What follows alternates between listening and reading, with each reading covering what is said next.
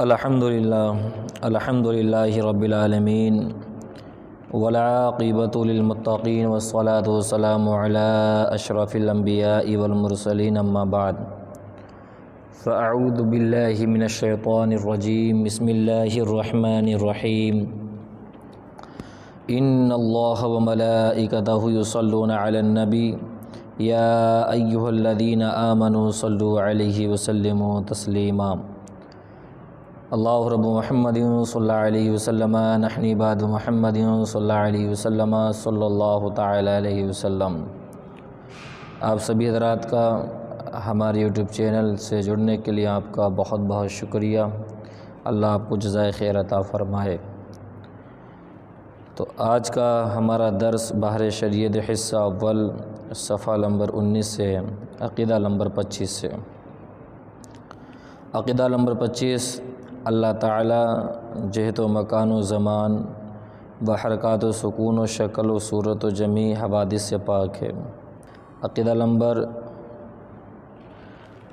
26 دنیا کی زندگی میں اللہ کا دیدار نبی صلی اللہ علیہ وسلم کے لیے خاص ہے، اور آخرت میں ہر سنی مسلمان کے لیے ممکن بلکہ باقی ہے۔ وجوہ یومئذ ناظرہ الی ربها ناظرہ، رہا قلبی دیدار یا خواب میں، یہ دیگر انبیاء علیہ السلام بلکہ اولیاء کے لیے بھی حاصل ہے۔ ہمارے امام اعظم رضی اللہ تعالیٰ عنہ کو خواب میں 100 بار زیارت ہوئی، سبحان اللہ۔ حضرت امام اعظم ابو حنیفہ رضی اللہ تعالیٰ عنہ ہیں، خواب میں 100 مرتبہ اللہ کی زیارت ہوئی ہے۔ عقیدہ نمبر 27 اس کا دیدار بلا کیف ہے، یعنی دیکھیں گے اور یہ نہیں کہہ سکتے کہ کیسے دیکھیں گے۔ جس چیز کو دیکھتے ہیں اس سے کچھ فاصلہ مسافت کا ہوتا ہے، نزدیک یا دور، وہ دیکھنے والے سے کسی جہت میں ہوتی ہے، اوپر یا نیچے، داہنے یا بائیں، آگے یا پیچھے، اس کا دیکھنا ان سب باتوں سے پاک ہوگا۔ پھر رہا یہ کہ کیوں کر ہوگا، یہی تو کہا جاتا ہے کہ کیوں کر کو یہاں دخل نہیں، انشاءاللہ تعالی جب دیکھیں گے اس وقت بتا دیں گے۔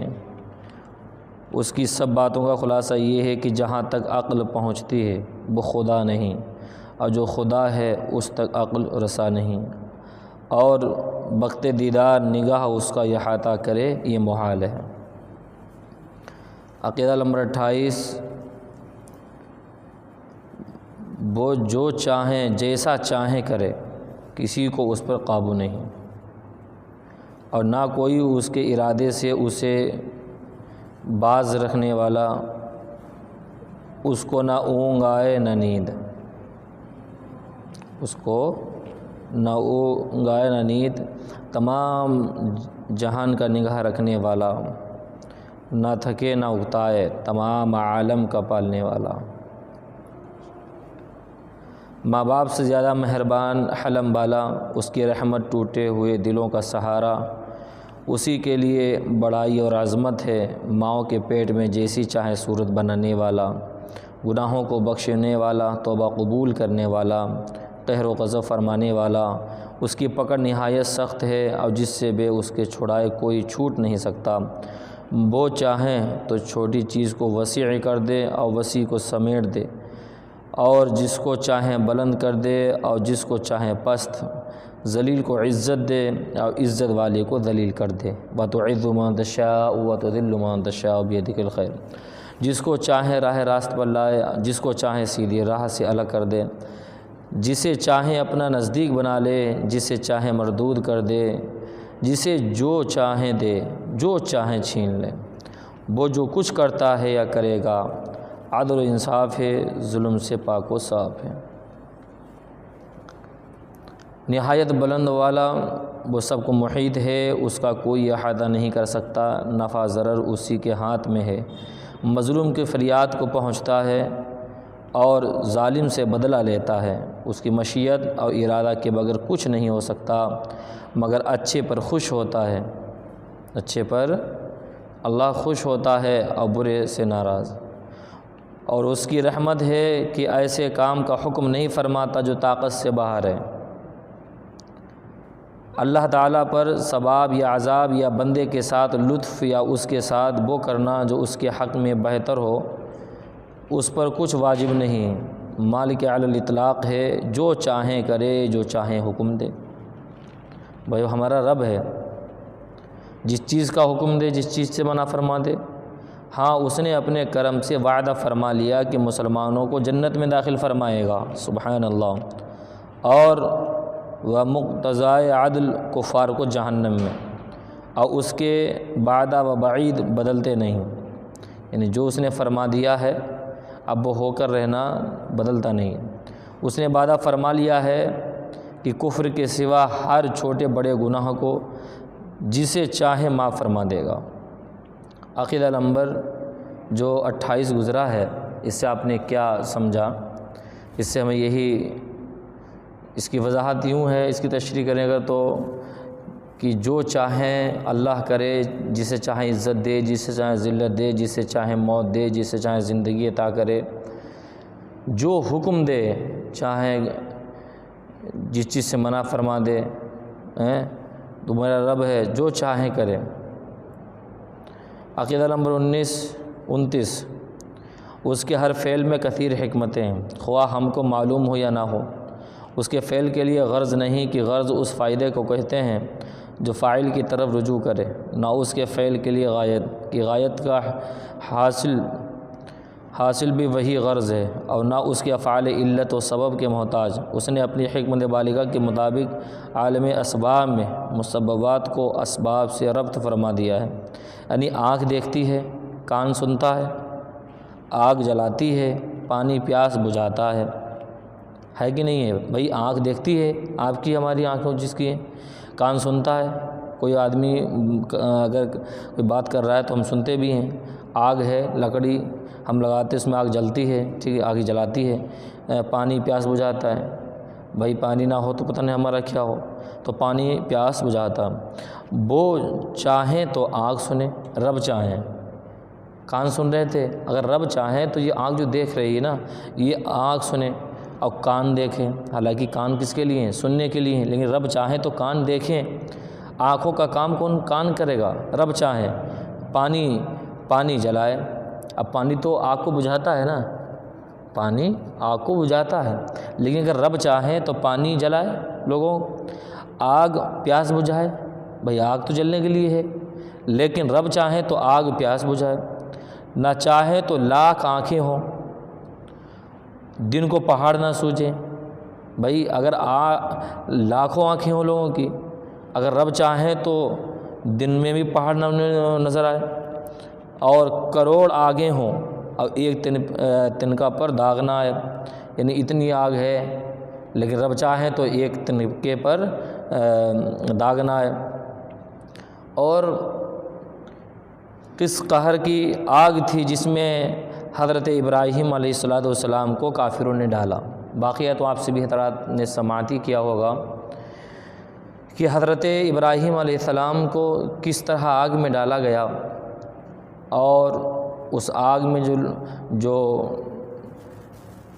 چار دیواری تیار کی تھی، اس میں لکڑیاں ڈالی جا رہی تھیں، تو پھر اس میں آگ جلائی گئی۔ جب آگ کے شعلے آسمان سے باتیں کرنے لگے، اگر کوئی پرندہ بھی اوپر سے گزرتا تھا جو جل کر راکھ ہو جاتا تھا، ایسی آگ تھی جس میں حضرت ابراہیم علیہ السلام کو ڈالا گیا۔